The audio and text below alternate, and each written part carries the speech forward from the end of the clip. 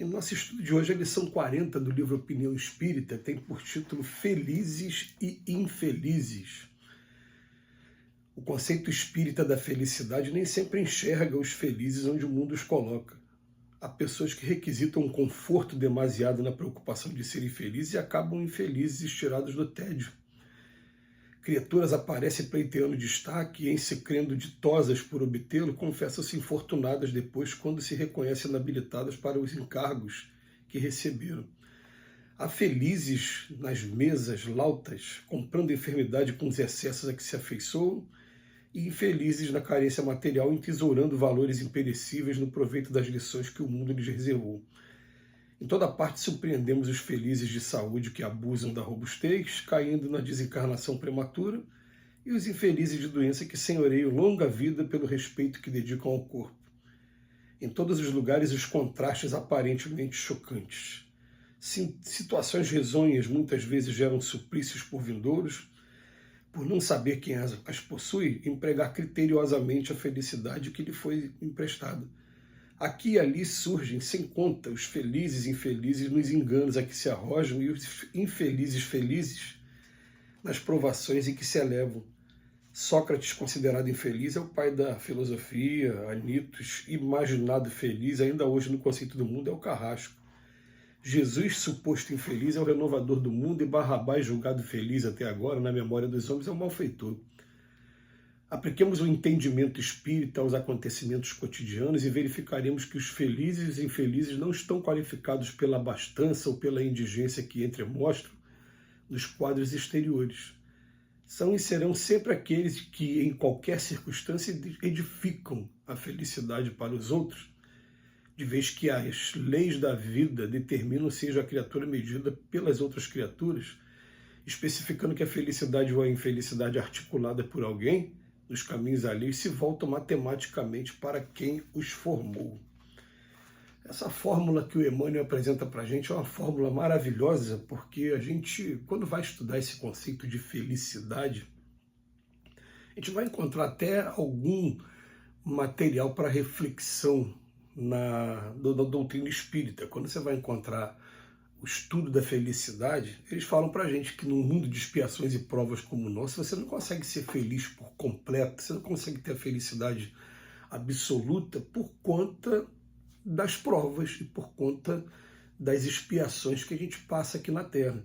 Então está tudo muito bem agora e vem uma enfermidade, você se considera o mais infeliz dos homens porque você não entende ainda que a enfermidade que vem no corpo e é tratada como deve, ela está curando também uma enfermidade do espírito. Você não entende isso no primeiro momento. Você pede o tempo todo para ter saúde. Né? E a saúde, na verdade, significa o quê? A robustez do corpo. E o Emmanuel fala aqui, né, que muitas das vezes, quando você tem a robustez do corpo, você extrapola na gula, você faz um monte de bobagem com os excessos e acaba se comprometendo para o futuro. Então, a pessoa não consegue entender o conceito de felicidade. Aqui na Terra a gente não consegue ser feliz de maneira absoluta. Está tudo muito bem agora e tem a perda de um ente querido. Vem desemprego. Você é vítima da violência urbana. E acontece alguma coisa que vai ali o tempo todo comprometendo isso que a gente considera conceito de felicidade. Então ele fala pra gente, ó, aqui na Terra tem como ser feliz de maneira relativa? Tem. E como é que a gente faz para ter felicidade aqui de maneira relativa? O que a gente vai encontrar no Livro dos Espíritos como elemento? A gente vai encontrar lá, quero ser feliz? 3 segredos. Primeiro, com relação à vida material, posse do necessário. Difícil, desafio para a gente, mas posse do necessário. Aquilo que for supérfluo tá faltando na mesa de alguém e pode me atrapalhar, pode até se transformar em vício meu aqui. Tá? Primeiro. E com relação à vida espiritual, fé no futuro, ter fé e ter a consciência tranquila. Esse é o principal de todos eles. É o que vai determinar, pelo menos unânimemente, os espíritos falam sobre isso, sobre a consciência tranquila e os efeitos de quem chega do outro lado sem estar com a consciência tranquila. Esses são os caminhos da felicidade aqui na Terra. Mas o que o Emmanuel está falando para a gente aqui, a gente vai poder estudar de maneira mais profunda quando a gente abrir o Evangelho segundo o Espiritismo no capítulo 5 e a gente vai encontrar um texto chamado A Verdadeira Desgraça. Porque nesse texto ele vem falar para a gente, olha, muita gente julga ver a verdadeira desgraça na geladeira que está vazia, naquele berço que está vazio agora, que antes tinha um bebê que trazia tanta alegria e de repente o bebê foi embora, né, desencarnou, e vai ali enumerar uma série do que a gente considera desgraça, e a gente até lendo o texto, antes de fazer um juízo do texto todo, fica, não, isso para mim é desgraça mesmo.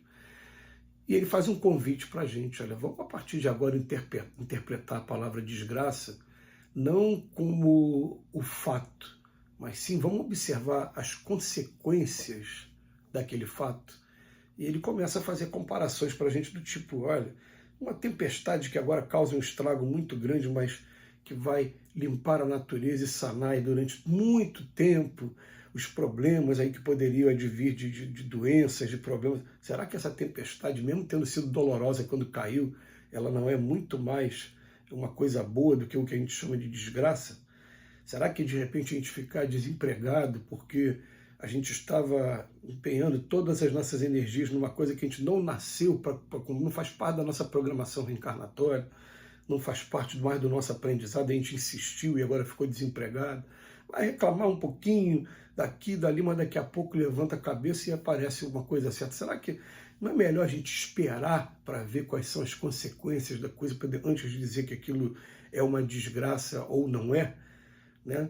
Então a gente começa a avaliar que muitas das vezes, por exemplo, uma determinada doença é uma marca que a gente traz do nosso corpo espiritual, e eu, na verdade, eu não sou esse corpo físico aqui, eu sou o corpo espiritual. Esse corpo aqui é perecível. O corpo espiritual está me acompanhando aí para toda a eternidade. Esse corpo aqui está envelhecendo. E muitas das vezes a doença se manifesta nesse corpo, é tratada e o corpo vai levar a doença. E quando eu voltar para o outro lado, eu não estou levando mais a doença, eu consegui tratar, consegui me livrar dela. Então, a gente começar a observar o que é felicidade e o que não é dar o tempo ao tempo. Tem uma frase que muita gente achava que era brincadeira, né? Alguns achavam até que era frase não concordava, né?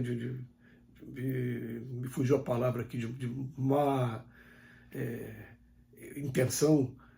A frase é tudo dá certo no final. Se não chegou no final, não deu certo ainda porque não chegou no final. Ou vai ser otimista, assim. Gente, mas é uma frase que é verdadeira. Só que o principal do estudo aqui hoje é justamente o último parágrafo, quando o Emmanuel vem dizer para a gente que felizes e infelizes não estão qualificados pela abastança ou pela indigência que entremostra, não. São e serão sempre aqueles que em qualquer circunstância edificam a felicidade para os outros, de vez que as leis da vida determinam, seja essa criatura medida pelas outras criaturas. É interessante a gente parar para pensar nisso, mas o que vai determinar a nossa felicidade? Daqui a pouco a gente pensar que todos nós estamos aqui mergulhados no mundo de expiações e provas, e quem vê cara não vê coração. Você vê uma pessoa que às vezes é um mendigo, você vê uma pessoa que faz parte de uma classe discriminada, mas quando você vai ver aquele espírito ali, quando sair daquele corpo ali, é um espírito que já tem muita luz, e às vezes você vai ficar envergonhado quando chegar lá do outro lado e falar, mas meu Deus, eu discriminei, olha agora a luz desse espírito, olha o aprendizado que ele teve. Eu vou chegar lá do outro lado, que vai fazer a diferença vai ser o que eu levo aqui de aquisição intelectual, mas principalmente o que eu levo aqui no meu coração e o que eu fiz de diferença na vida das pessoas. Porque chegar lá do outro lado, as pessoas dizem, você é meu amigo agora, porque quando eu estava num momento de muita dificuldade lá na Terra, vivendo aquele personagem, os cenários da vida, você foi a pessoa que apareceu para me ajudar. E aí a gente vai entender que chegar lá do outro lado pode contar agora comigo porque der e vier.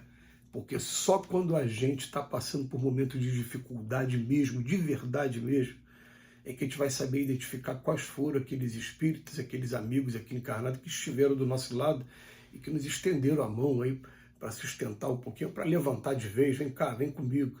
Então esse é o conceito da verdadeira felicidade. Vamos pensar nisso. a vida espiritual verdadeira lá do outro lado. Que Jesus nos abençoe hoje e sempre.